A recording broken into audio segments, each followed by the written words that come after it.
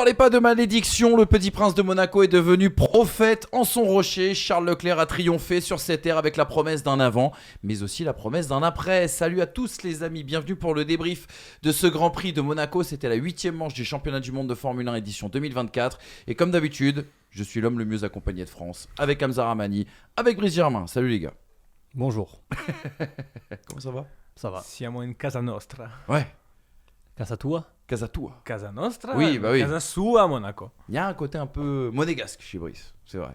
Et la référence, tu peux nous la dire parce que tout le monde n'a pas écouté. Oui, c'est notre ami Vandini sur je sais pas si c'est la Sky Italia, je crois. Ouais, c'est ça. Sur Sky Italia, qui a fait un dernier tour de légende aux commentaires pour la victoire de Charles Leclerc. Il a cité notamment l'histoire de Charles durant tout ce tour-là, avec la mort de son papa, le fait qu'il ait menti sur sa signature chez Ferrari, jusqu'à arriver à la piscine et hurler à casa tua à Charles, ce qui veut dire dans ta maison Charles, jusqu'au moment où il a passé la ligne. C'est un moment émouvant à revoir, ce dernier tour, si vous aimez les moments passionnés de commentaires. En tout cas, nous, en tant que journalistes sportifs, c'est quelque chose qui est Il a même relevé le karting à Brignoles, chez la famille Bianchi. Oui. Tout à fait. Là où justement Charles Leclerc a démarré une énorme dose hier d'émotion. On va y revenir forcément. On va découvrir d'ailleurs ensemble les 4 enseignements qui ont retenu notre attention dans le cadre de ce Grand Prix de Monaco. Du prince Leclerc au roi Charles, ce sera le premier enseignement bien sûr qu'on va évoquer. On évoquera aussi également la sempiternelle procession à laquelle on a assisté hier. Les crashs, il y en a eu notamment au premier tour. Et cette question, on met quoi désormais sur le constat? Et puis la dernière question qu'on se posera et le dernier thème qu'on évoquera concerne notamment Mercedes. Pas qu'un souci de performance, voilà la question en tout cas que l'on s'est posée. Les gars, avant de commencer ce débrief et parler Formule 1, parlons F2 parce qu'on a connu un dimanche frustrant mais tout de même satisfaisant pour notre Français Isaac Hadjar. Oui.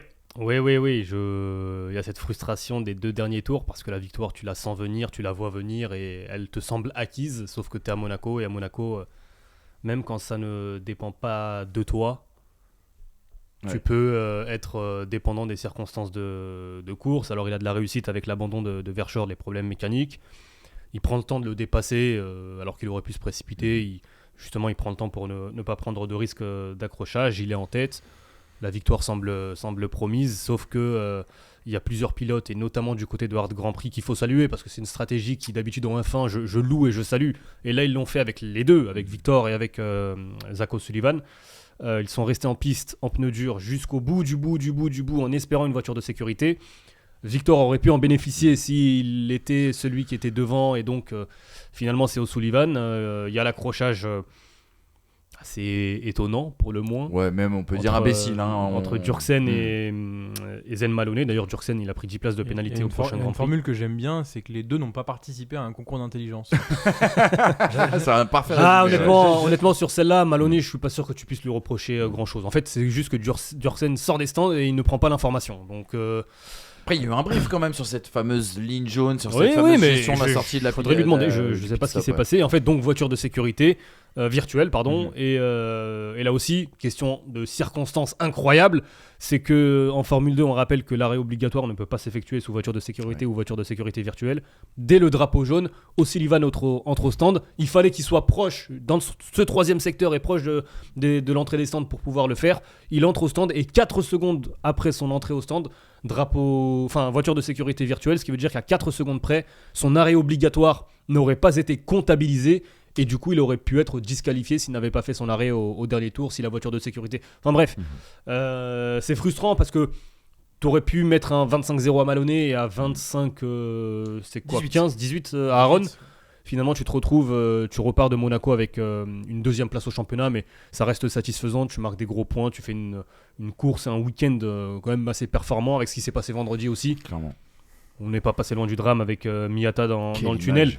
L'image est folle parce que déjà, tu dis comment il fait pour l'éviter. Moi, ce qui m'impressionne, c'est pas la manière de l'éviter, c'est qu'il ne crache pas la voiture derrière. Oui, clairement. Oui, parce qu'il aurait pu prendre extérieur derrière. Ouais. T'évites Miyata, bon, t'es pilote de haut niveau. Pardon, je veux pas diminuer, mais bon, ça semble quand même... Mais derrière, tu as réussi à garder ta monoplace, à ne pas l'encastrer dans le mur. Moi, je trouve ça extraordinaire. Donc, au final, quand tu sors de Monaco, tu tu sors avec une deuxième place, ça reste quand même satisfaisant. Il disait qu'il était l'homme à battre, Isaac Adjar, après le week-end du côté de Dimo Brice. On rappelle que c'est quasiment pas de points inscrits sur les 3 premiers meetings pour Isaac.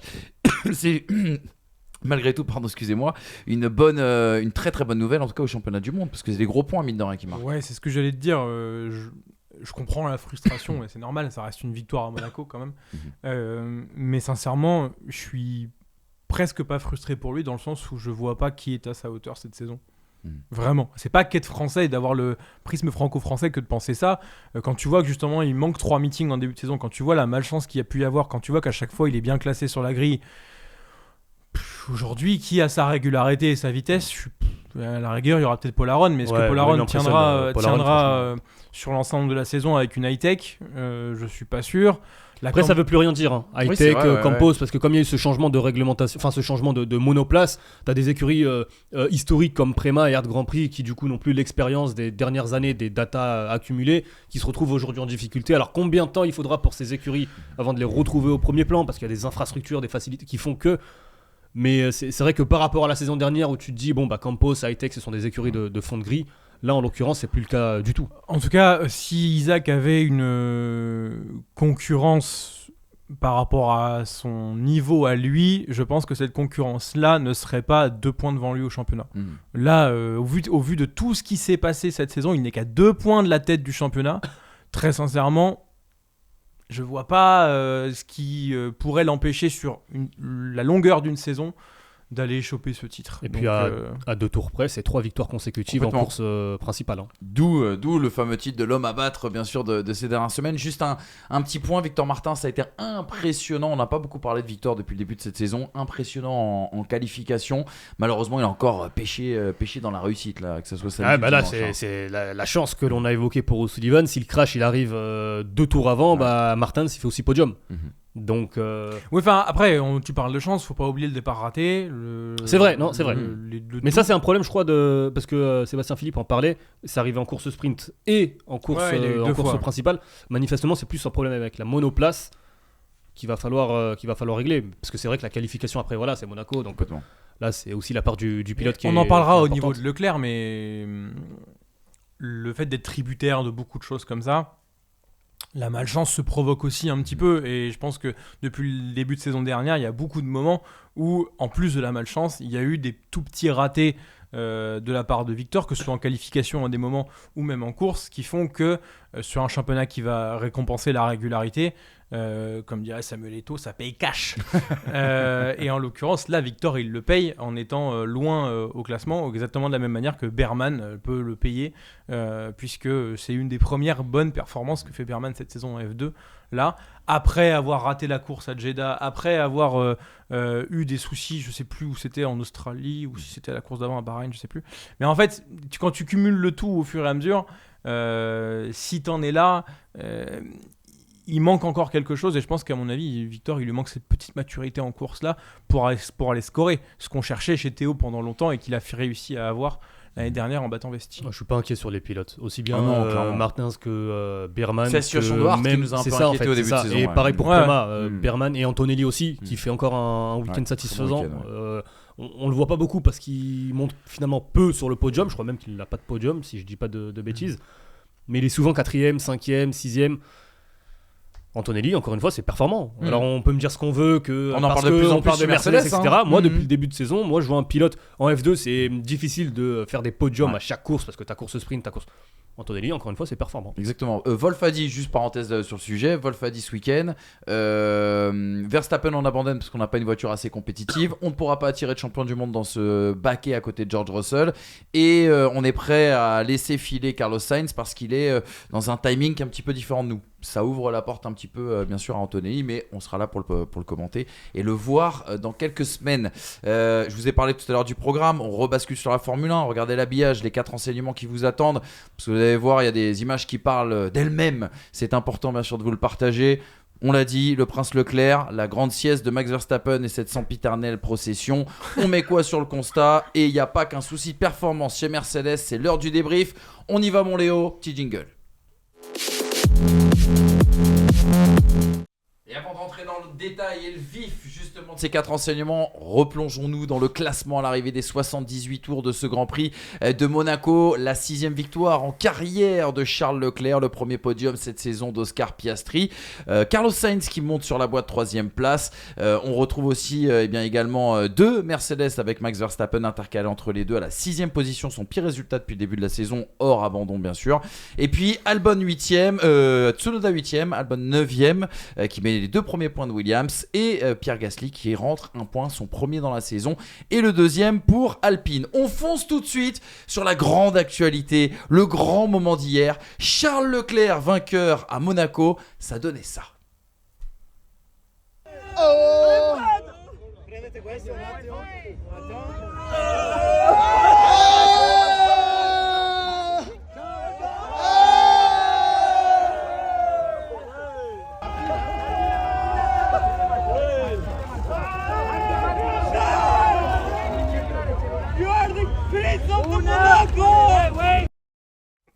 Charles Leclerc a eu le droit de sauter dans le port avec son patron Frédéric Vasseur. C'était leur pari en 2018. Ils l'ont honoré en tout cas en 2024. Charles Leclerc, enfin prophète en son pays, en son rocher. Le premier monégasque à remporter son Grand Prix national.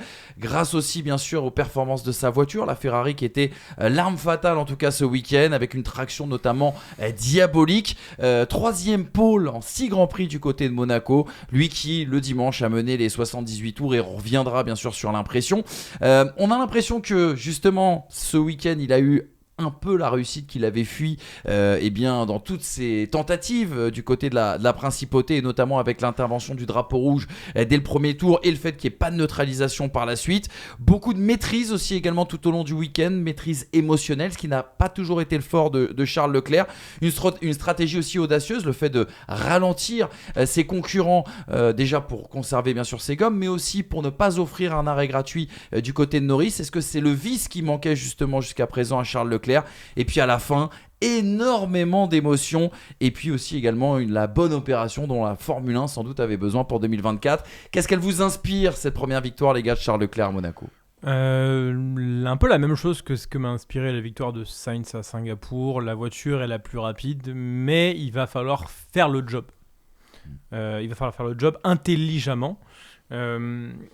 Après avoir eu le recul, effectivement le drapeau rouge est une chance pour Ferrari parce que ça annihile les possibilités stratégiques des autres en soi, puisque la track position est primordiale à Monaco, puisqu'on a eu sans doute moins de 15 dépassements. Moins de 10 même, je pense. Hein. Non, mais il y a des trucs qu'on voit pas, donc je sais pas. C'est mais vrai, t'as raison. Il y a eu d'ailleurs. Oui, parce que leur réalisation, tu sais, parfois rate les rares dépassements que l'on a. Par contre, on a vu le crâne de Mbappé, hein. ça on l'a vu. Ouais. Et la copine de Leclerc aussi. Mais... Le chien, non, pas assez. Non, il est pas là, je crois. Tout ça pour dire que le drapeau rouge a un petit peu offert à Ferrari une mainmise stratégique où s'il décide de ne pas s'arrêter, tout le monde va entre guillemets devoir suivre, en tout cas ceux qui veulent jouer le podium. Derrière, effectivement, Verstappen et Hamilton ont pu tenter un 2 arrêts, mais qui s'est avéré infructueux, et de quelle manière et quel camouflet, puisque Verstappen avec des hards n'a pas pu dépasser une Mercedes avec 65 tours sur des médiums et des hards 9. Donc au final, à partir de là, Ferrari a dû maîtriser une course et appliquer une stratégie qui est, on va dire, moche pour de la Formule 1, mais qui a payé et qui a fait ses preuves également du côté de Singapour avec Carlos Sainz, notamment sur le dernier relais de Carlos Sainz à Singapour. Donc, c'est une course où, oui, le matériel était le meilleur, mais par rapport aux forces et faiblesses de la Ferrari, à savoir justement cette traction, qui la rend pas forcément la plus rapide réellement, mais surtout la moins dépassable.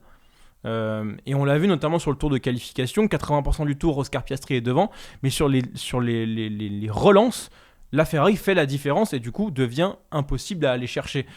Charles Leclerc n'avait plus qu'à dicter le rythme, quel qu'il soit, puisque derrière il pouvait se défendre de n'importe quelle attaque. Donc, sans dire que c'est une victoire facile, parce qu'au final c'est Monaco et que chaque tour à Monaco est compliqué, il suffit d'y aller pour s'en rendre compte, hein. À la télé on ne se rend pas forcément compte, mais quand vous êtes sur place vous comprenez que chaque virage est compliqué à Monaco. L'éventail stratégique des autres a été réduit à néant, et derrière, il suffisait juste de dicter la partition.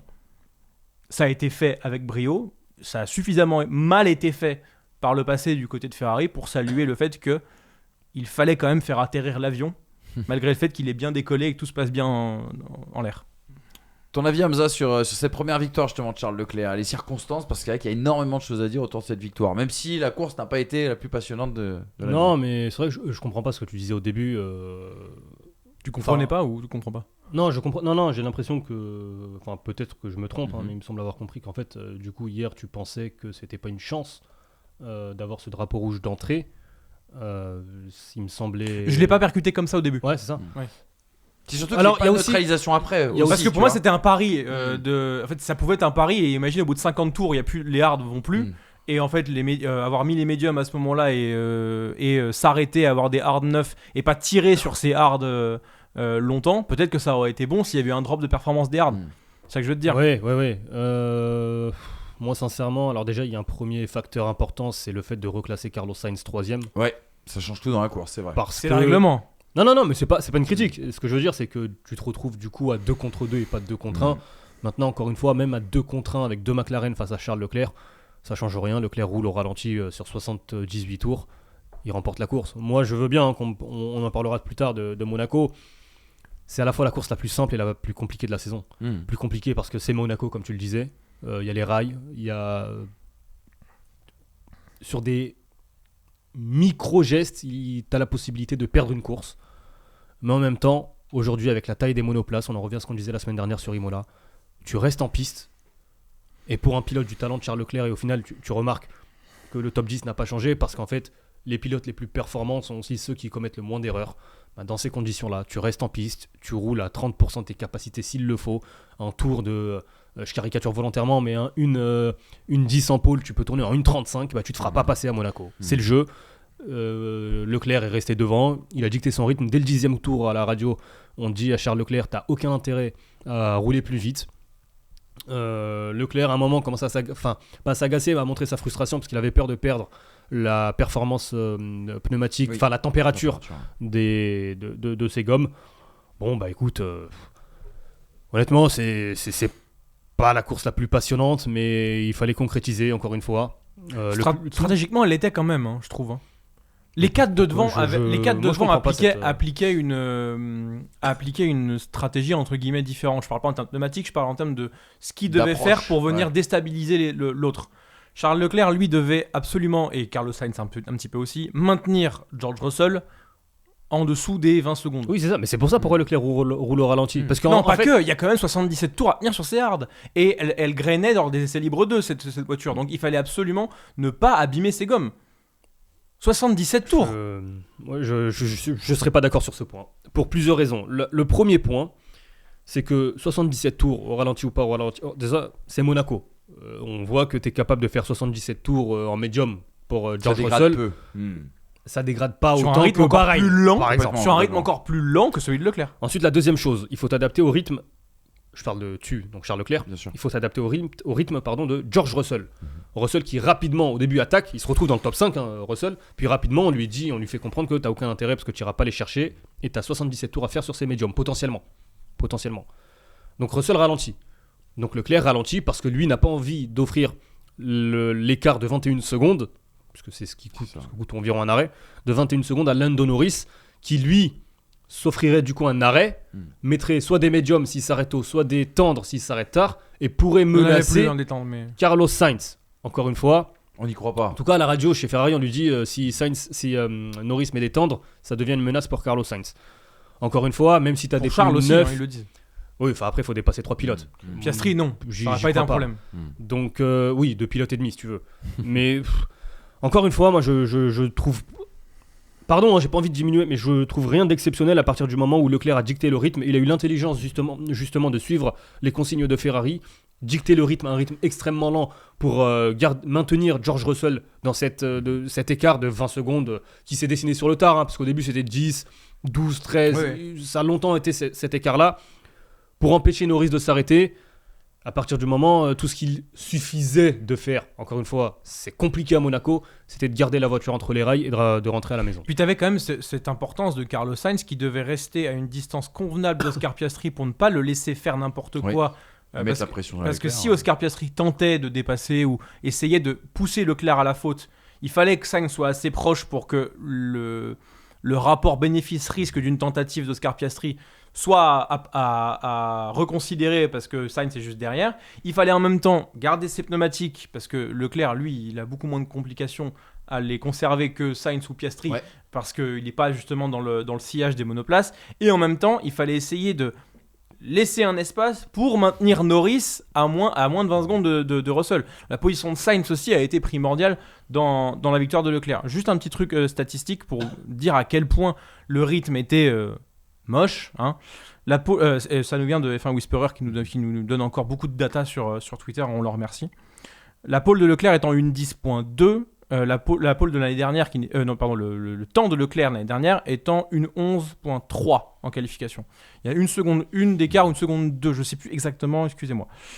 Lors des 37 premiers tours de course, le rythme de Charles Leclerc, qui est censé être plus rapide puisque la SF24 est meilleure que la SF23, le rythme de Charles Leclerc est 55 secondes plus lent en 2024 qu'en 2023. Alors que la monoplace a un potentiel pur de plus d'une seconde au tour, plus vite que l'année dernière. C'est énorme, sur 37 tours. C'est-à-dire qu'on est vraiment sur... Ah pardon, ok. Je suis sur 55 secondes au tour, sur 37 tours. Sur 37 tours.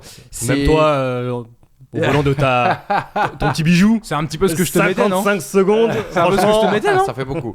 Oscar Piastri a dit on avait un rythme de F2 et en effet, ça roulait. Les 10 premiers tours de course, tours de course, ça roulait dans les temps de qualif de F2. Rapidement, tu parles de Piastri. Pour moi, la course était plus compliquée pour Piastri que pour Leclerc. Leclerc dictait son rythme. Donc, sachant que tu peux pas passer n'importe où à Monaco, encore une fois, tout ce qu'il avait à faire, je minimise volontairement pour montrer l'absurdité aujourd'hui d'une F1 et d'une course de Formule 1 à Monaco. Mais c'est pas Monza, il n'a pas eu à défendre, oui, effectivement. En gros, tu verrouilles 2 endroits, c'est terminé. Piastri, il avait Carlos Sainz derrière, Leclerc devant. Tu avais la volonté de, éventuellement, à un moment, tenter Leclerc ou de le pousser à la faute. Mais attention à ne pas tout perdre. Attention parce que tu as les rails. Attention. Voilà, Mais même si ça aurait été difficile, ça aurait été difficile, t'as quand même cet avantage d'une Ferrari qui a une traction phénoménale et qui devient une excellente ça se dit défenseuse, une excellente défenseuse grâce à cette traction où au final le seul endroit où Piastri aurait pu attaquer, il part avec du retard à la sortie de Nogues et à la sortie du portier, tu vois. Mais si les gars, on élargit le prisme au-delà de cette journée du dimanche et de la course, est-ce qu'il n'y a pas quand même 2 motifs de satisfaction concernant Charles Leclerc et Ferrari ? Le premier, la gestion émotionnelle parce qu'il était attendu. Le deuxième aussi, la préparation de Ferrari. Comment Ferrari a préparé ce rendez-vous monégasque. Je vous donne juste 2 citations et je vous laisse réagir dessus. Charles Leclerc qui disait hier sur Canal+ dans l'émission Formula One, je n'ai jamais pensé que j'étais maudit, puisqu'on parlait de malédiction autour de Charles Leclerc à Monaco. Le fait d'être parti 2 fois en pole position sans avoir gagné, ça rend cette victoire encore meilleure. Cela veut dire beaucoup pour moi. Je pense à mon père, il a tout donné pour que je sois ici. C'était notre rêve de gagner ici. Donc c'est incroyable. Il y a très peu de moments dans ma carrière où j'ai eu du mal à gérer les émotions en course, voire jamais. À 2 tours de l'arrivée, je suis sorti du tunnel et je ne voyais rien. J'ai réalisé que j'avais les larmes aux yeux. Explication aussi de Frédéric Vasseur, toujours sur Canal, qui disait honnêtement, je l'ai senti stressé l'an dernier à Monaco et ce n'était pas le cas cette année. Il volait dès le premier tour et il avait un rythme énorme dans toutes les séances, même dans les moments difficiles comme en Q1 quand on a pris un sac plastique sur l'aileron. Il est resté calme et tout est resté sous contrôle en course du début à la fin. C'est un week-end parfait. L'aspect émotionnel de Charles Leclerc, on l'a vu d'ailleurs dans le doc de Canal, la pression populaire, locale autour du pilote monégasque, forcément c'est pas toujours facile à gérer avec notamment les grandes sollicitations.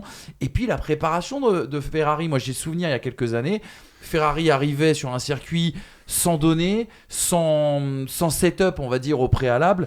Et là, on a l'impression qu'ils ont posé la voiture sur la piste, que le travail avait été fait en simulation et que tout était réglé quasiment au poil. Depuis le Canada 2023, ils arrivent le vendredi déjà fort. C'est d'ailleurs pour ça qu'ils sont un petit peu déçus le samedi et le dimanche, parce qu'ils se font rattraper au setup par des McLaren, des Red Bull qui trouvent durant le week-end ce qui ne va pas. Mais c'est vrai que, et Fred Vasseur s'en réjouissait l'année dernière, ils sont contents d'arriver dès le vendredi et que ça marche à peu près, et qu'il y a quasiment que du fignolage. Forcément, dans ton week-end, t'es plus serein dans ta manière d'aborder les choses. Ensuite, Fred Vasseur a ramené une sérénité qui était la chose primordiale à ramener chez Ferrari. Ça a forcément un impact sur son pilote. Ça a forcément un impact, je pense aussi, sur la gestion de ce week-end monégasque-là, puisque quand tu arrives en 2022 et que toutes tes courses sont stressantes dans l'ensemble du microcosme Ferrari, je pense que Monaco le devient encore plus.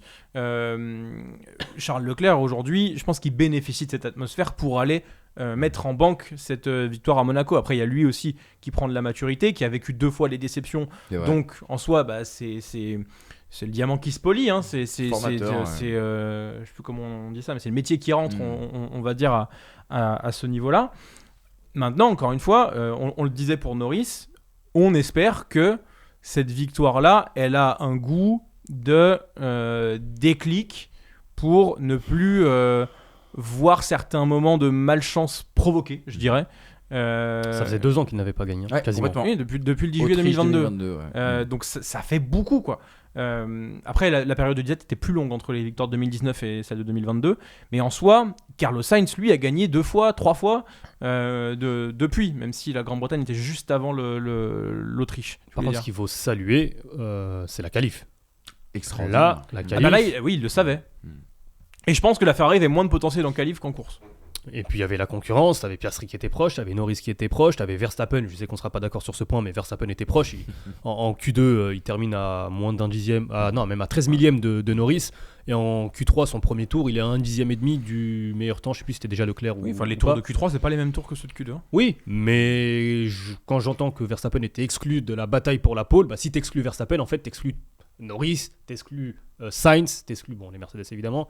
Moi en tout cas, avant son erreur, je considérais Max Verstappen comme étant une menace pour Leclerc et pour la pole. Voilà. Après, c'est facile de parler après, mais avant, je le considérais. Au moment où t'as le premier run de Q1, j'ai l'impression que non. Et encore une fois, ça se joue au fait que de Q3, pardon. Ça se joue à chaque séance. Hein. Le premier run de Q3, il est à 13 millième du meilleur temps. Non. Premier run de Q3. Le premier run de Q2, pardon. Oui, voilà. Le Q3, il est en dixième. Mais Verstappen, il est quatrième. Tu connais, il est quatrième. Tu connais Verstappen. Bien sûr. Troisième. Leclerc, il améliore de 160 millième à ce moment-là, tu vois. Et Piastri, il améliore aussi. Oui, mais s'il n'y a pas cette erreur au premier virage, bref, on peut refaire l'histoire. Mais moi, je le considérais comme étant une menace. Encore une fois, Leclerc, il a eu là où Verstappen a fauté, ce qui est extrêmement rare. Complètement. Charles Leclerc a réussi. Moi, je me demande à quel point Verstappen a poussé sur sa voiture et à quel point il a sublimé cette Red Bull pour l'amener à cette position-là. Ça a toujours été. Rappelle-toi où est Perez. Hein. Rappelle-toi où est Perez. C'est que Sainz, il est troisième. Mais c'est ce qu'on dit depuis le début de la saison, c'est que peut-être que la Red Bull n'est pas aussi dominante, mais t'as un pilote qui est capable de. Ah ouais, lui, il l'amène. En l'occurrence, il le fait. De toute façon, il le dit à un moment donné, il dit, je sais plus si c'est en EL3 ou quoi, il dit, je peux pas faire 2 tours comme ça. Ouais, clairement. Alors qu'il est derrière Leclerc, il dit, je peux pas en faire 2. Si je veux bien essayer, mais enfin, il y a quand même grandement moyen que je la mette dans le mur. Et il touche le mur en fin de L3 et il touche le mur en Q3. Donc je pense qu'il était au-delà de la limite dans tous les cas pour faire ce temps-là qui n'était pas un temps vraisemblablement de pôle. Donc au moins à ce niveau-là on a une confirmation. Ce que je disais par rapport à Leclerc, c'est vraiment qu'on a besoin de le voir maintenant passer ce step pour être un contender, un concurrent à Max Verstappen. Comme Lando Norris. On a besoin de se dire, ok, maintenant, ces mecs-là, ils sont assez complets pour que si jamais la monoplace est équivalente à celle de la Red Bull, Max Verstappen ne vienne pas assommer Charles Leclerc et Lando Norris par rapport à, justement, cette mainmise qu'il a sur toutes les sphères aujourd'hui du pilotage, que ce soit la qualification, que ce soit la course, que ce soit la gestion des gommes, etc. etc. Aujourd'hui, Norris et Leclerc, depuis 3 ou 4 Grands Prix, nous apportent quelque chose qu'ils ne nous apportaient pas avant et qu'on a besoin de voir maintenant se répéter sur le long de la saison. Et puis il y a la question Ferrari, à savoir est-ce que Ferrari a le potentiel d'être le meilleur rythme autrement que sur un circuit si particulier que Monaco. Exactement, et toutes ces questions on se les posera mercredi justement pour un excellent débat autour de la question est-ce que Charles Leclerc a progressé, est-ce qu'on a un nouveau Charles Leclerc, est-ce qu'il peut s'inviter à la lutte pour le titre, et on évoquera aussi la question de Red Bull, les soucis du moment, on vous expliquera notamment pourquoi Red Bull est un petit peu en retrait depuis Miami et notamment à Imola et Monte Carlo. Juste pour refermer le chapitre Charles Leclerc, regardez les différentes unes des quotidiens sportifs en Europe, en France et en Italie plus précisément. L'équipe qui titre Charles de Monaco, les phénomènes Pogacar vainqueur du Giro et Charles Leclerc vainqueur à Monaco pour la Gazzetta dello Sport. Tout autre sport qui parle du roi Charles Ier et puis le Corriere dello Sport qui titre ce matin sur Charles le roi. Voilà, en tout cas énormément d'émotions quand même, c'est vrai que c'est une chose à dire.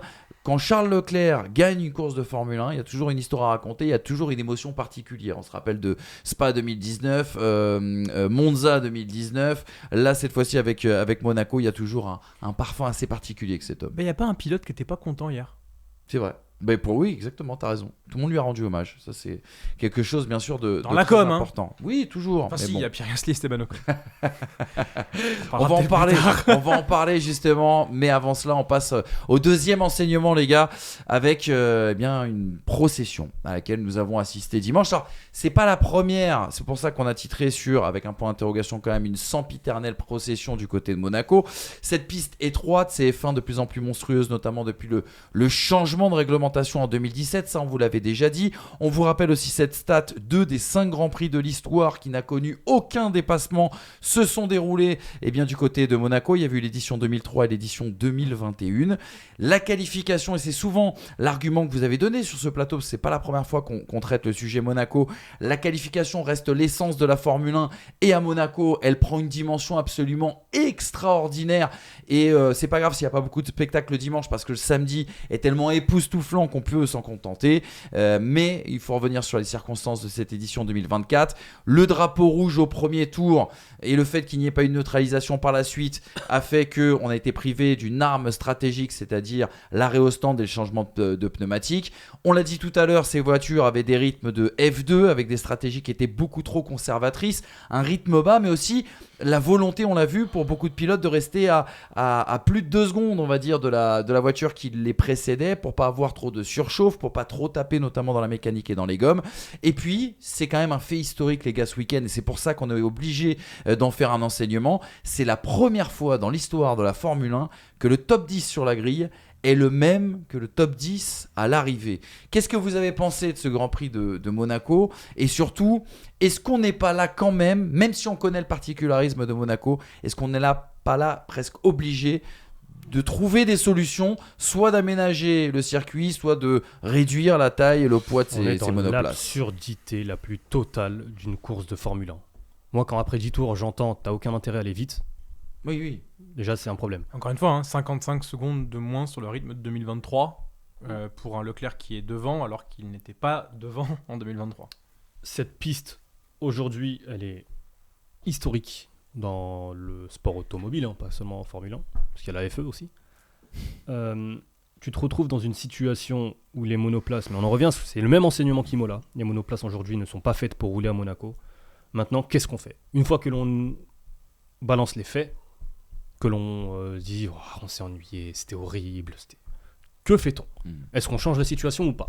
Moi, il me semble qu'en Formule 2, parce que même en F2, la course, c'est siesta, sprint et course principale.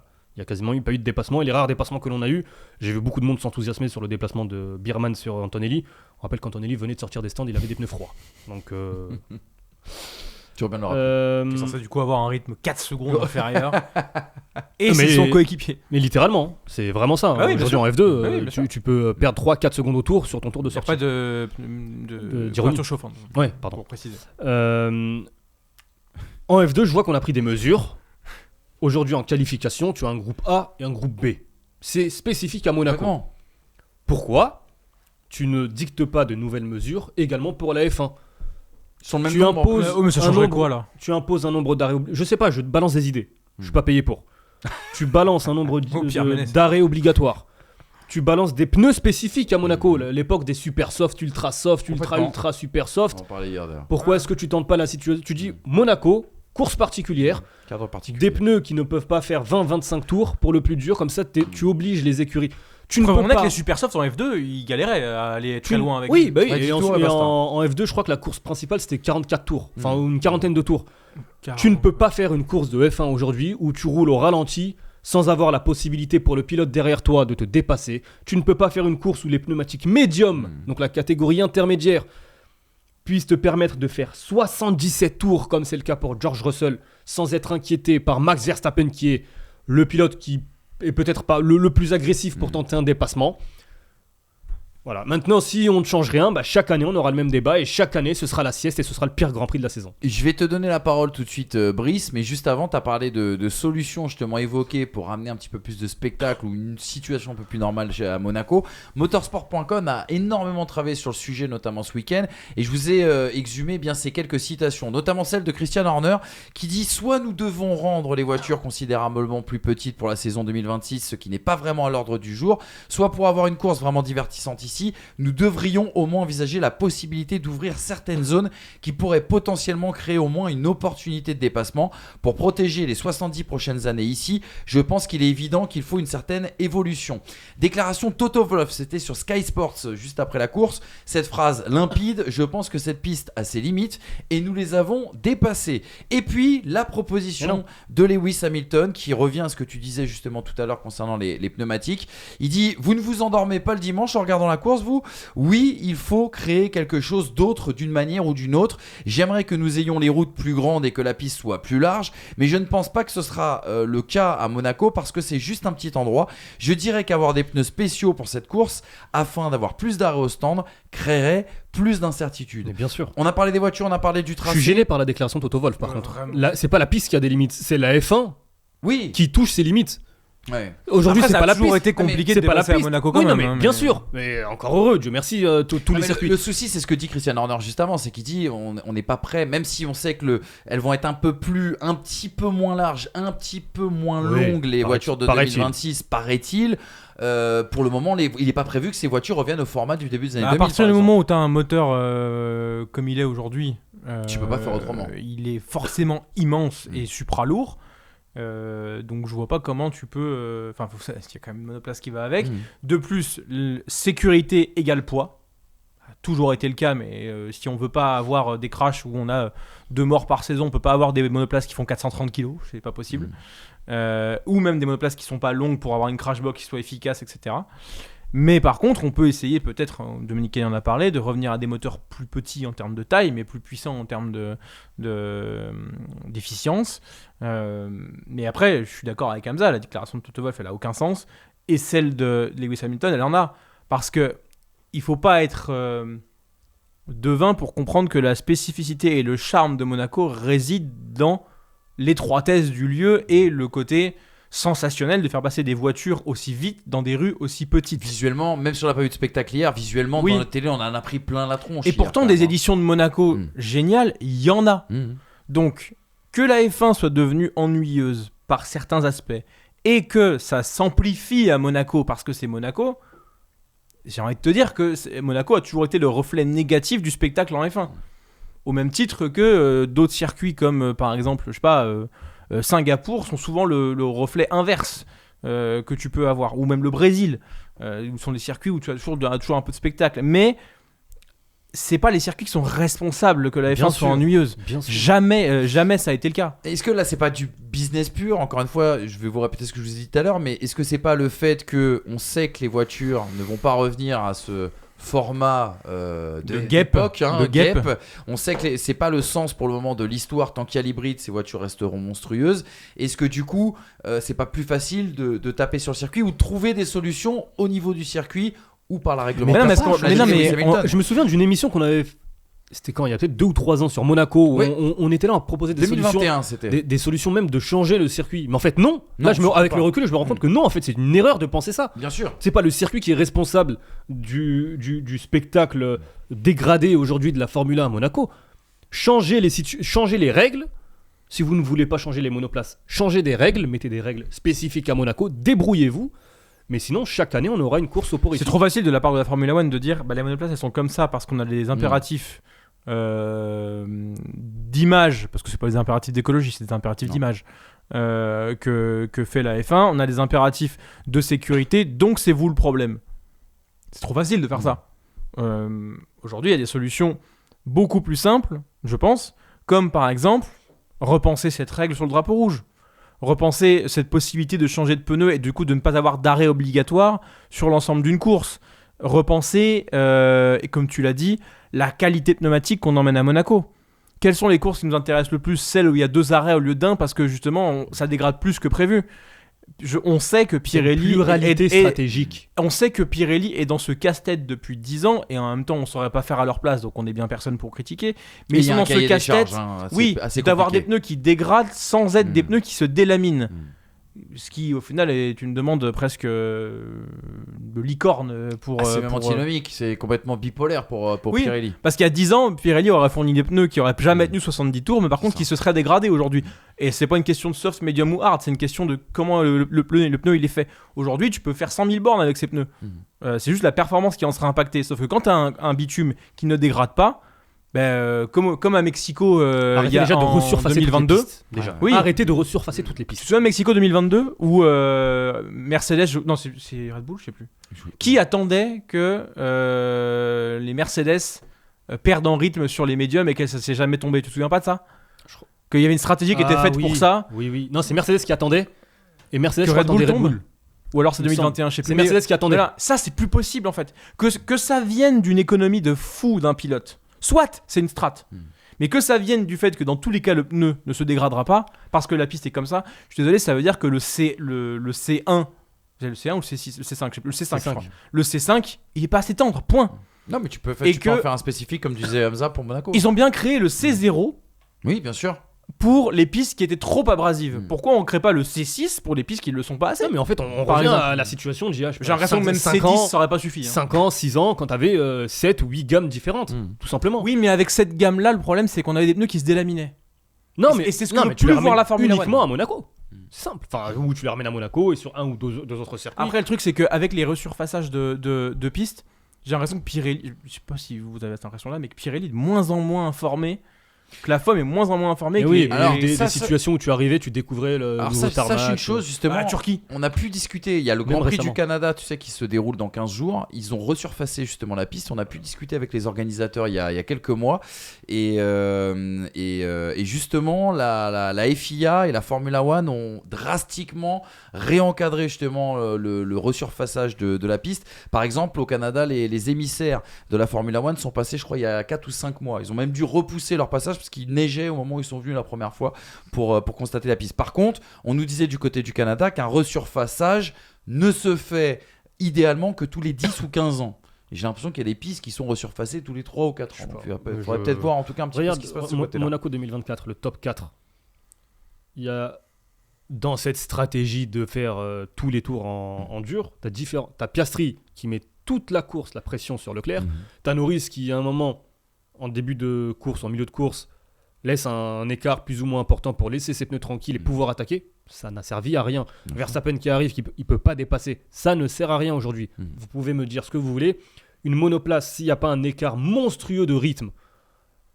Genre Lance Pneu- Stroll, quand il passe les... Et encore. Oui, Stroll, c'est vrai qu'il termine la course en soft. Il Et fait deux dépassements. Encore, c'est des Sauber qui passent. hein. C'est c'est ça, ça, voilà. c'est ça. Donc entre pilotes, j'ai pas envie de. Oui, mais mais entre, si, bien sûr. pilotes qui peuvent commettre plus d'erreurs raison. que le top 10. Et des pilotes qui ont rien à jouer, donc en mode. Tu peux passe. plus tenter, bien sûr. Complètement. Bien sûr. Exactement. En tout cas, voilà, le deuxième enseignement, pour être tout à fait clair avec vous, vous me dites en commentaire ce que vous en pensez. Je pense que l'idée défendue par les pistonnés, c'est pas du tout une remise en question de Monaco au calendrier de la Ah Formule non, 1. ah non, non. C'est plus de trouver des solutions pour éviter certains camouflets, parce qu'hier, il y a une part de camouflet quand même autour de ce Après, Grand ça Prix fait de 30 Monaco. ans que tous les gens qui adorent la F1 te disent moi, Monaco, pour gagner de l'argent et pour éviter de perdre du temps, j'y vais que le samedi. Bien sûr. Oui, oui, Alors ça que peut être une stratégie, on en 30 parle ans, ce ça week-end. fait 30 ans que c'est ça. Ouais, Mais parce que complètement. justement, la qualif est sublimée et que la course, t'as une chance sur 3 qu'elle soit bien. Mais en attendant, ça, c'est Monaco et ça a entre guillemets toujours été comme ça. Exactement. Il y a eu des travaux qui ont été imaginés, par exemple, sur la mer pour élargir Mais non, mais non. tout l'aspect sur le port, mais c'est pas possible. Voilà, c'est pas Pour moi, le possible. tracé ça de coûte- Monaco, il n'y a pas un centimètre à changer ça- tellement. Exactement. C'est le, Et c'est un c'est le tracé mythe. originel d'Anthony Nogues. On le rappelle, hein, il a pas beaucoup Il y a bougé. eu de légères modifications. au niveau de la Légères piscine. modifications, mais c'est un de ceux qui a Ouais, le moins c'est- bougé. Tu veux faire quoi, c'est pas tu veux faire une ligne droite tout court pour Hmm. aller au combe Bah c'est pas Spa. Ça serait mieux, ça serait plus sécuritaire. C'est pas Spa. Exactement. Les gars, troisième enseignement, parce que je l'ai dit, il y a eu une procession, mais avant la procession, on a eu le droit à un carnage au premier tour. Et ce que je vous propose, parce que moi je suis resté sur ma faim concernant les sanctions qui ont été adoptées par la direction de course, je vous propose tout de suite qu'on monte un conseil exceptionnel, une direction de course des pistonnés pour juger justement les moves du premier tour. Commissaire Ramani, commissaire Germain, Je vous attends et on va tout de suite ouvrir le procès justement de nos amis. On commence avec ce premier habillage, petit tableau. Qu'est-ce qu'on met sur le constat, les gars ? 2 actions ont retenu notre intention. Le crash Magnussen, Perez, Hülkenberg. Première question que je vous poserai, Magnussen aurait-il dû être sanctionné ? Perez aurait-il pu éviter ce carnage ? Et puis après, on parlera de l'accrochage 100% français. Ocon-Gasly, est-ce que vous avez compris la tentative d'Ocon ? Est-ce que justement ce Grand Prix de Monaco est une simple affaire de pilote, pour le pire comme pour le meilleur d'ailleurs, du côté de chez Alpine ? Ouvrons le premier cas, les gars. Je vous ai sélectionné 3 photos pour parler justement du crash Perez, Magnussen, Hülkenberg. Regardez, on est en on-board avec Magnussen au moment justement de la remontée après avoir passé le virage 1. Magnussen voit un trou de souris à droite et il essaye justement d'y aller. On voit la position de sa roue avant gauche qui est au même niveau que celle de Sergio Perez. Au moment où il se percute, Magnussen, on le voit, se raille à droite qui se rétrécit. L'espace, il n'y est plus. La roue, elle est juste devant. La roue avant de Magnussen est juste devant la roue arrière de Sergio Perez. Mais là, l'impact est inévitable. Il tape d'abord le mur avant de rebondir sur Perez. Derrière, c'est le carnage. Je vous offre un autre angle pour avoir vraiment un avis complet de votre part. Regardons la situation depuis la caméra de Nico Hülkenberg. On voit que Sergio Perez aurait peut-être pu, c'est une question, laisser un peu plus de place à Kevin Magnussen. À qui la faute, les gars ? Est-ce que vous avez compris le move de Magnussen ? Est-ce qu'il aurait surtout fallu sanctionner le pilote danois ? Alors, Hülkenberg dit justement que c'est un crash qui n'est pas nécessaire, qui aurait pu être évité. Et son coéquipier, je trouve qu'il a tout dit en fait.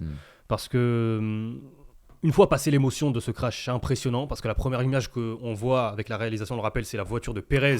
C'est choquant. Hein. Tu te demandes déjà juste comment le temps que l'information arrive à ton cerveau. Mais comment c'est possible qu'à Monaco, à cet endroit-là, ta voiture soit dans un tel état ? Parce que rapidement, on a vu Perez dehors, on a rapidement pas eu d'inquiétude pour les pilotes. Sauf qu'après, on a appris qu'il y a eu un journaliste qui a été blessé, notamment un photographe qui a été blessé par les débris. Je vous invite à aller sur les réseaux sociaux voir les images de l'extérieur au niveau notamment des commissaires. Franchement, le niveau de projectiles qui s'envolent, c'est assez impressionnant. Une fois que tu passes la phase de l'émotion, tu arrives à celle de l'analyse. Et c'est ce que humblement j'essaye de faire. Je trouve sincèrement que c'est un incident de course. Pour plusieurs raisons. La première, j'entends, il ne faut pas tomber dans le Magnussen bashing pour tout ce qui se passe depuis le début de saison. Il y a eu Imola, il y a eu d'autres, il y a eu l'Arabie Saoudite où, à mes yeux, c'est pas répréhensible, mais bon. Là, en l'occurrence, Magnussen, la seule chose qu'il peut faire, ce qui aurait rendu le crash évitable, c'est de lever le pied. Puis il y a Perez. Perez, il se retrouve dans une situation où il conduit comme s'il était seul en piste, sur la trajectoire idéale du tracé à Monaco. Sauf que au premier virage, au premier tour, à la sortie du premier virage, au premier tour d'un Grand Prix, t'es pas tout seul. Soit il n'a pas pris l'information, il n'était pas au courant que derrière lui à droite, il y avait Magnussen, et effectivement il l'apprend, donc on exclut tout de suite cette thèse. C'est marrant parce que soit l'inverse. C'est un pilote qui se retrouve dans une situation où il estime que l'autre va ralentir, va lever le pied, sauf que t'as largement la place à gauche. La preuve, Hülkenberg peut passer, donc. Oui, voilà. Et à mes yeux, tu peux pas rouler sur un premier tour comme si tu étais seul en piste, parce que sinon c'est pas une insulte. 50-50 pour toi. C'est pas une insulte pour qui que ce soit. Mais si t'as 20 demeurés qui pilotent de cette manière, en fait, t'as que des crashs sur un premier tour de course. Donc il faut vivre en piste avec tes collègues. Et si tu ne le fais pas, je te laisse répondre juste tout de suite, juste donnons la parole à la défense quand même, parce que Sergio Perez est incriminé. Regardez ce qu'il a déclaré, Sergio Perez. On le voit clairement dans le on-board. Regardez son rétroviseur à droite pour voir justement où se situe Kevin Magnussen. Mais il nous dit je suis sorti du premier virage et je n'ai pas pu voir Kevin. Je suis très surpris que Kevin ait continué à garder le pied au plancher. Ce n'était pas nécessaire. On a eu beaucoup de dégâts. L'incident était très dangereux. Je suis très déçu que ça n'ait pas été mis sous enquête parce que c'était un accident énorme. Ma voiture est totalement détruite et elle a eu beaucoup de dégâts. On rappelle que Kevin Magnussen, il ne reste que 2 points sur sa super licence. Est-ce qu'il joue pas un peu là-dessus, Perez, là ? Peut-être. Est-ce qu'il joue pas justement sur l'image dégagée par Kevin Magnussen dernièrement pour justement se dire, de toute façon, comme Kevin Magnussen est incriminé, c'est forcément lui le fautif. Et de la même manière, j'ai aussi l'impression que s'il n'y a pas eu ne serait-ce qu'une ouverture d'enquête, c'est parce qu'il n'y avait pas la volonté d'ouvrir la possibilité à une sanction contre Magnussen. Tu vois, c'est que Bien sûr. Oui. on n'a pas envie de le suspendre. Un peu de mensuétude, quoi. Donc, Voilà. voilà. Parce que Christian Horner dit ça aussi, et Brice, je te laisse répondre, et tu me donneras ton avis sur le 50-50 justement de Hamza. Christian Horner nous dit Kevin avait une roue à l'intérieur dans une partie de la piste qui ne se rétrécit jamais, et vous seriez attendu à ce qu'il recule. Et non seulement il a détruit la course de Checo et la voiture, mais il a aussi détruit la course de son coéquipier. Ce n'est donc pas très malin. Il défend sa crèmerie là. Il défend sa crèmerie, mais quelque part, quand on voit la position, quand même, les gars, de Kevin Magnussen, moi j'avoue, honnêtement, c'est marrant, le bashing anti-Magnussen dont tu parles, Hamza. Moi je me suis dit la même chose vis-à-vis de Perez à chaud. Je me suis dit, tiens, c'est Perez qui se crache, qui a raté ses qualifications, qui en manque, qui est un peu en difficulté en ce moment, on va s'en prendre à lui. À chaud, moi je disais à Brice, en tout cas pour moi c'est un 90-10, et Brice disait plus 80-20. Est-ce que tu es resté sur cette idée Magnussen ou Perez? Pour Magnussen. Je suis embêté On parce était à chaud. je suis embêté parce que la démonstration d'Hamza à froid, c'est exactement celle que j'ai aussi. Du coup, t'es pas embêté, c'est que t'as raison. Mais en fait, pour moi, je ne le classerais pas comme un incident de course, je le classerais comme j'ai dit tout à l'heure, la même expression que j'ai utilisée tout à l'heure pour Maloney et pour Durksen. Les deux n'ont pas participé à un concours d'intelligence. Si je peux juste me permettre de te couper 30 secondes, incident de course du premier tour. Voilà, je me permets de rajouter ça parce que ça aussi son importance. On est à Monaco sur un départ que si ça avait inclus une bêtise Alonso et Hamilton, on n'aurait jamais ce débat.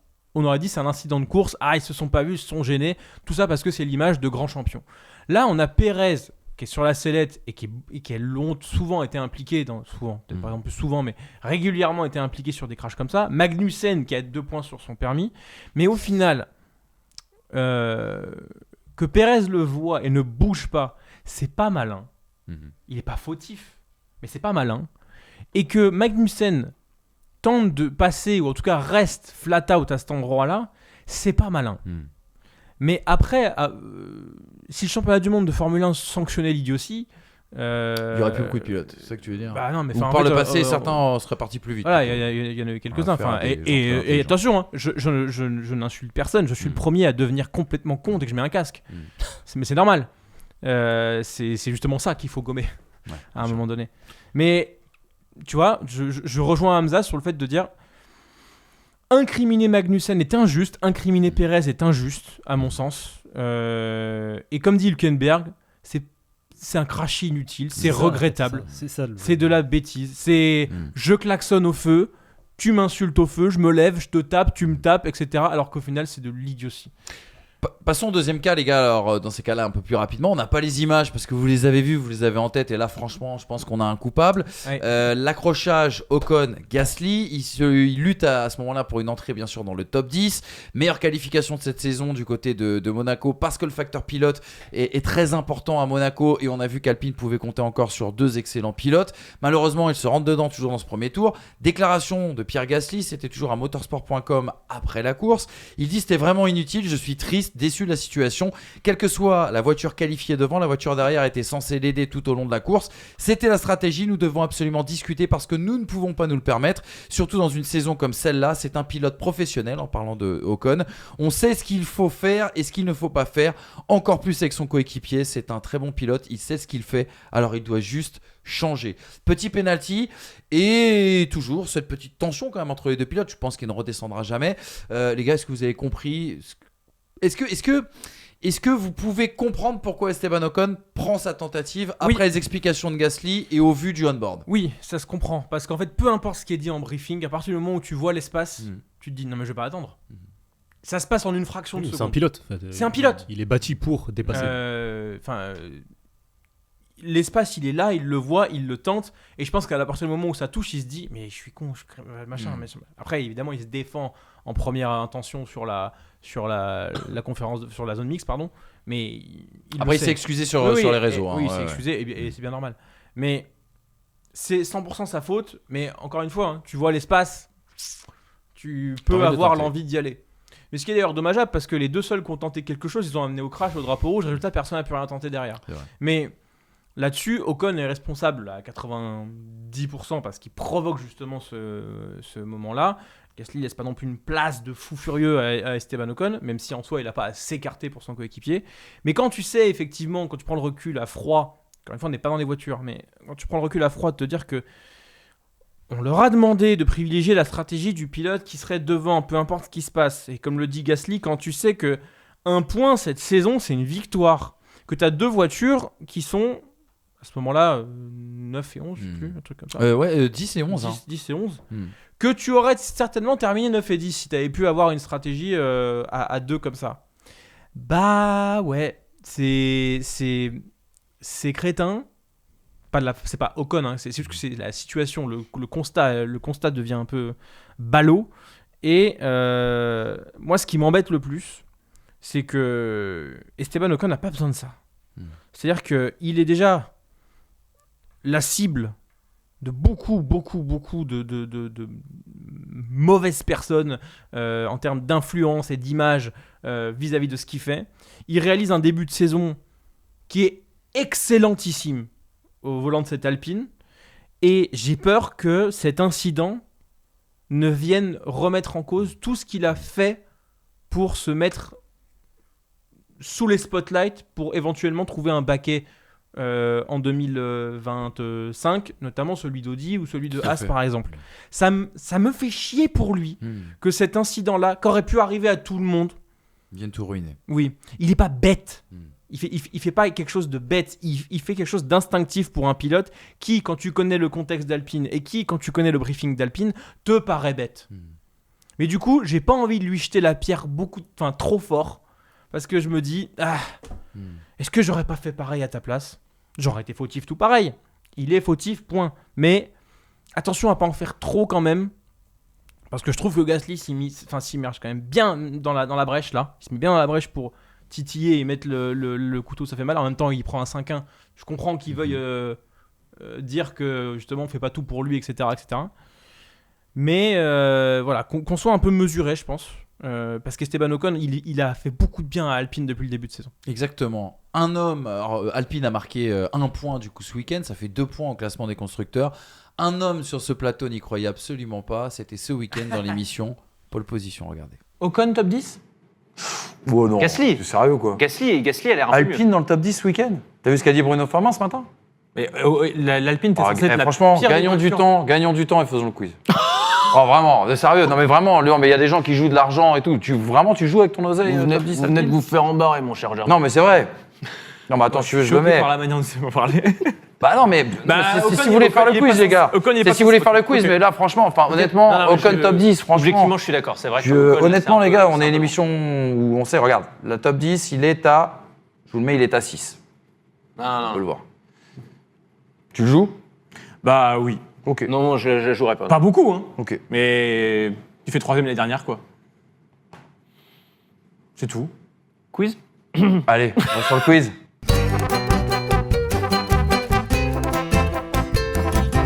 Ce Grand Prix de Monaco. Une dernière chose à signaler quand même, Yuki Tsunoda qui termine 8ème, Alex Albon 9ème. Oui, et le point de Pierre Gasly. J'avais dit Ocon. Je te donne mes excuses. J'avais dit Ocon. Je te donne mes excuses. J'avais dit Ocon. Je te donne mes excuses. Et meilleur tour. Pardon mon ami. Voilà. Après ça va, c'était pas Ocon. Dans le fond, j'étais pas d'accord avec toi, mais dans la forme, j'aurais pu être plus sympathique, plus charmant et plus respectueux. Ça, c'est le présentateur. Mais non, mais c'est le présentateur qui prend un coup de pression en régie. Genre, il reste 4 minutes. Qu'est-ce que tu nous parles d'Ocon? Mais bon. Au final, c'était Gasly. On a le droit d'être gentil avec ses amis. Voilà. C'est pas faux. Exactement. Ah non, mais j'étais un peu choqué. On a le droit d'être élégant. Voilà. J'étais un peu choqué. Je m'excuse. 4ème enseignement, les gars. Mercedes. Pas qu'une histoire de performance, c'est le 4ème constat de ce Grand Prix de Monaco. Des Mercedes encore étonnantes vendredi, si décevantes samedi. Les drôles de réactions de Lewis Hamilton tout au long de ce week-end. Moi, j'ai pas tout compris, que ce soit dans sa communication en dehors du baquet, comme dans certains team radio qui sont passés ce dimanche. Un 2 contre 1 très mal négocié contre Verstappen et Sheikh Hamza veut prendre la parole là-dessus.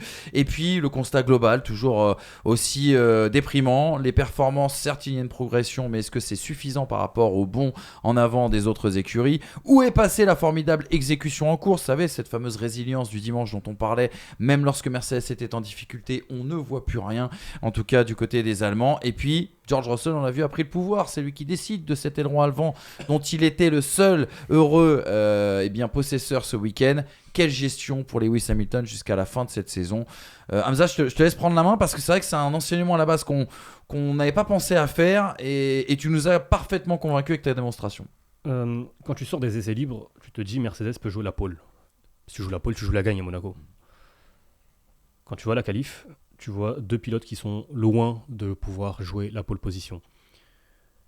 Et ça puis- fait plusieurs week-ends que c'est à peu près comme ça. Ouais, mais en fait, après, tu sais, on connaît les fameuses déclarations de Toto Wolff depuis 2 ans, où moi, le premier, j'ai accordé le bénéfice du doute, parce que justement, sur les 7 ou 8 années précédentes, ils nous ont apporté justement de quoi avoir ce crédit, justement. Mais là, tu arrives dans une situation où, quand Hamilton, après la qualification, te dit « je comprends pas, en essai libre, j'ai une voiture franchement royale, et puis en qualification, soit tout le monde, soit les 19 autres pilotes ont une meilleure puissance et augmentent leur puissance, soit moi on baisse ma puissance mais il se passe quelque chose, parce que les tours que je suis en essai, les tours que je suis en qualif sont identiques, j'ai juste moins de vitesse. Après Hamilton, il aime aussi en jouer sur la communication, mais je trouve que ça n'envoie pas forcément un signal positif lorsqu'il te dit que attendez-vous à ce que toute la saison Russell soit devant moi en qualification avec des sous-entendus, mais que ça n'envoie pas un signal positif. Lorsque en course, on en revient à l'aspect stratégique, il fait son arrêt au stand et il te dit ah oui, mais il fallait me dire que ce tour de sortie était extrêmement important. C'est lunaire, Hamilton, ça. il a une expérience monstrueuse, évidemment qu'il le sait. Je pense qu'on n'a pas besoin de lui dire à la radio, mais il le dit. Lorsqu'à la radio, Hamilton, après le drapeau rouge, dit je vous l'avais dit, sous-entendu, il fallait pas partir avec les durs, il fallait partir avec les médiums.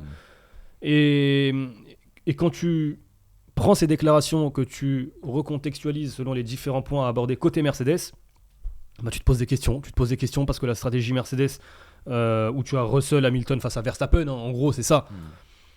Donc, tu es le fameux 2 contre 1, puisque Perez, il part 18ème sur la grille. Et c'est important de le dire, ils ont l'air d'avoir la monoplace pour l'embêter. Ah bah clairement. Et oui, mais de toute Ils façon, sont du rythme, en plus. à Monaco, Bien sûr. à 2 contre 1, face à n'importe qui, tu peux embêter n'importe qui. Voilà, c'est le seul circuit au championnat du monde de Formule 1 où tu peux le faire. Tu te Pour retrouves les dans sauveurs, une... mais... Tu te retrouves... franchement, et pourquoi pas. Tu te retrouves dans une situation où tu as un 2 contre 1, et comme le dit souvent Brice, tu mets les œufs dans le même panier, tu pars avec la même stratégie. Indépendamment de ce que fait Verstappen, parce que Verstappen aussi était parti en dur, tu as la possibilité de splitter Russell en médium, Hamilton en dur, ou l'inverse, peu importe. Hamilton, manifestement, il voulait partir en médium, on ne l'a pas écouté, les deux partent en dur. Que se passe-t-il ? Premier tour, drapeau rouge. Tu peux pas prévoir un drapeau rouge, encore moins au premier tour, mais c'est arrivé. Et en l'occurrence, tu as un éventail, une possibilité stratégique que tu t'élimines par ton choix initial de mettre tes 2 pilotes sur le pneumatique dur. Du coup, arrive la course, tu pars en dur, puis en médium pour 77 tours, sauf que l'écart entre Hamilton et c'est Tsunoda, je crois, qui était derrière, Ouais, tout à fait. il est tellement important que tu as la possibilité de faire un arrêt. Hamilton, Voire 3 arrêts à la fin de course. Hamilton, il se retrouve à 2, 3, 4 secondes de Verstappen toute la course, et en fait tu te dis à un moment il va hausser le rythme pour revenir sur Max, tenter l'undercut et tenter quelque chose pour ressortir devant. Mais ils et l'ont apporter tenté, des points. Ils l'ont tenté. Il tente l'undercut sans se servir de Russell devant lui pour ralentir Max, parce que si Russell ralentit Max Verstappen juste sur un tour ou sur 3/4 du tour, Hamilton il ressort devant Max si Max s'arrête, ou si chez Red Bull on considère que tu perds une position que tu ne pourras pas récupérer en piste, Verstappen reste derrière Russell et on Il ne termine s'arrête aussi 5 et 7. Complètement. Mais tu as une possibilité stratégique, tu t'offres une possibilité stratégique supplémentaire que tu n'as pas eu j'allais dire la chance, mais non, tu n'as pas eu la lucidité d'offrir justement à ton pilote, parce que peut-être que ça a fait 2 points de plus au championnat. Après au championnat ils sont dans un no man's land, d'accord, ils sont loin du top 3 et derrière il y a un écart important. Mais voilà, dans la manière de concrétiser, de finaliser au moment d'établir ces stratégies, je reconnais plus Mercedes, cette équipe qui a dominé le championnat du monde de F1. Bon, j'ai pas grand chose à ajouter parce que c'était l'enseignement d'Hamza déjà. Non, mais la démonstration est brillante et hier Oui, on n'y bien avait pas sûr. pensé, ça nous Non, a bien convaincu sûr. tout de suite. Non, le seul truc que je voudrais remarquer, c'est que par rapport au titre qu'on a mis, qui est pas qu'un souci de performance, on pensait que 2022 était l'accident, et en fait c'est la base, malheureusement, de la suite. En 2022, la voiture, on se dit que c'est la pire Mercedes depuis que Mercedes est en F1, même si 2010 à la rigueur, c'était pas forcément la Jojo. Mais en 2022, on loue l'optimisation. On loue le fait que Dès qu'il y a moyen de mettre des points, ils en mettent. Et au final, en 2022, ils terminent 3e au classement. Ouais, 3e, ouais. Alors que je pense que peut-être que la monoplace est moins bonne que celle-ci. Maintenant, la gangrène de la non-performance, elle s'est étendue aux stratèges, aux mécaniciens, à Toto Wolff, à la mentalité des pilotes qui se tirent dans les pattes. Normalement, tu te tires dans les pattes quand tu joues le titre, pas l'inverse. Au contraire, tu es en train de reconstruire l'équipe là. Alors, il y a des motifs d'espoir pour Mercedes, et pour moi, sincèrement, ce motif d'espoir, c'est le départ de Lewis Hamilton. Parce que je pense que depuis 2021 et depuis 2022, il commence à gangréner certains états d'esprit de par ses états d'âme personnels. La preuve que non, puisqu'on ne l'écoute pas. Non mais c'est pas un problème d'écoute, c'est un problème de... Tu sais, enfin... Pour moi, c'est le Mais problème. quand tu fais que dire qu'on avantage Russell, tu crois que dans l'état d'esprit de Non, l'équipe... mais ça, d'accord. Mais en fait, on en revient à ce que l'on a toujours dit chez Mercedes. C'est ce qui a fait la force de Mercedes ces dernières années, c'est l'écoute des pilotes. Oui, mais on l'écoute l'ordinateur et on plus. n'écoute pas les pilotes. Mais on Et ne ça lui peut fait être plus frustrant. confiance. Quand t'as 40 ans et que t'as 500 grands prix, j'exagère, en Formule 1, que t'as Mais 7 on ne titres lui de fait plus champion. confiance. Moi, je peux comprendre la frustration d'Hamilton. Oui, mais en même temps, Hamilton, il n'a pas cherché à faire performer cette Mercedes sur les grands prix où il était, il a cherché à trouver le réglage parfait à chaque fois, et il a pris des réglages extrêmes qui fait qu'à la fin, il s'est plaint et il a mis en avant de plus en plus les performances négatives de la Mercedes. Je te dis pas que c'était pas la bonne chose à faire, je pense que lui a raison. Dans un objectif court-termiste de titre, il fallait trouver rapidement des solutions, donc tester plein de choses.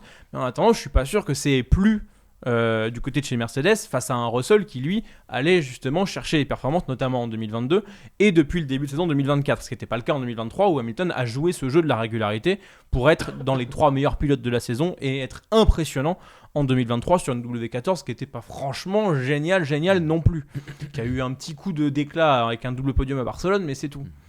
Mais je pense que le départ d'Hamilton, tout Hamilton qu'il est, va faire du bien parce qu'il faut sortir de ce cycle. Il faut sortir de ce regard vers le passé de Mercedes qui aujourd'hui ne s'y retrouve plus, fait confiance à toutes les stratégies qui ont fait qu'ils ont gagné avant mais qui ne fonctionnent plus avec cette ère-là, et je pense qu'il y a besoin d'une feuille blanche comme a su faire Ferrari du côté de chez Mercedes. On ne peut plus se baser de la même manière. Ce que James Wolff disait à Valtteri Bottas pour les stratégies, on ne peut plus faire ça aujourd'hui. Les ordinateurs ne fonctionnent pas aussi bien qu'avant sur la manière de développer cette voiture, la manière de concevoir les courses, etc., etc. Il va falloir repenser quelque chose et c'est pas plus mal qu'il y ait du 109 qui arrive du côté de chez Mercedes à la fin de la saison, je trouve. Toto Wolff a dit ce week-end que justement lui il était encore pour 3 à 4 années à la tête de l'opérationnel en tout cas de cette écurie, qu'il serait plus impliqué qu'il ne l'a jamais été. C'est de la com, en tout cas c'est une information importante parce que c'est vrai que Toto Wolff parfois on a tendance à un peu plus l'égratigner, notamment ces derniers mois. Nouvel aileron arrière pour les 2 pilotes au Canada, là seul Russell l'avait, je crois que c'est parce qu'Hamilton n'en voulait pas à Monaco. Exactement. C'est pas là que et ça va il faire aura une l'aileron différence. avant aussi, le fameux Lewis normalement, du côté de Canada que George Russell, dont Ah ouais, George mais Russell disposait. L'aileron arrière, ça va être capital à Canada. Ah par contre l'aileron arrière, oui en effet, ça peut aider cette Mercedes. Voilà les amis, en tout cas pour ce débrief très rapidement, le classement des championnats pilote, je voulais justement pas dire conducteur mais je l'ai dit, pardon, excusez-moi, pilote et constructeur. On notera que Charles Leclerc revient à seulement 31 points de Max Verstappen. Norris et Sainz passent devant Sergio Perez qui fait la très mauvaise opération de ce week-end. Tsunoda toujours dans le top 10. Et puis du côté des constructeurs, 24 points d'écart seulement entre Red Bull et Ferrari. Oui, le championnat n'est pas terminé, il peut même être haletant et on en parlera justement mercredi dans le grand débat. Est-ce que Charles Leclerc et Ferrari peuvent contester le titre à Max Verstappen et Red Bull? On fera le point sur la situation des deux côtés, donc soyez avec nous mercredi pour ce rendez-vous absolument exceptionnel. Merci Hamza, merci Brice, toujours un bonheur de vous avoir avec nous pour vos finesses d'analyse et la profondeur aussi également de vos esprits. Et puis je vous rappelle que si vous adorez les pistonnés et que vous voulez nous regarder sur la route, on ne nous regarde pas sur la route, on nous écoute en podcast. Faites attention bien évidemment. Bonne journée les amis, à très vite.